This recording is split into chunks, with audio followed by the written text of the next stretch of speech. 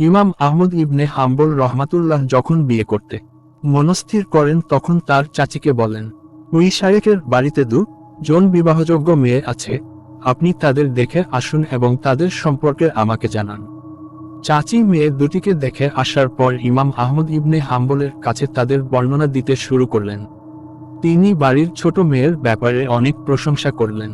ফর্সা চেহারা, তার চোখ ও চুলের সৌন্দর্য, দীর্ঘতা বর্ণনায় পঞ্চমুখ হলেন। ইমাম আহমদ তখন তাকে বড় মেয়েটির ব্যাপারে বলতে বললেন। বড় মেয়েটির ব্যাপারে তিনি অনেকটা তাচ্ছিল্যের সঙ্গে কথা বললেন। অবিন্যস্ত চুল, খর্বকায় উচ্চতা, শ্যামবর্ণ এবং একটি চোখে ত্রুটি থাকার কথা উল্লেখ করলেন। এরপর ইমাম আহমদ তাকে দুজনের দিনদারির ব্যাপারে জিজ্ঞেস করলেন।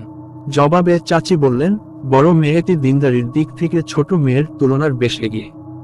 একথা শুনে ইমাম আহমদ বললেন, তাহলে আমি বড় মেয়েটিকেই বিয়ে করব। বিয়ের 30 বছর কেটে যাওয়ার পর ইমাম আহমদের স্ত্রী মৃত্যুবরণ করলেন।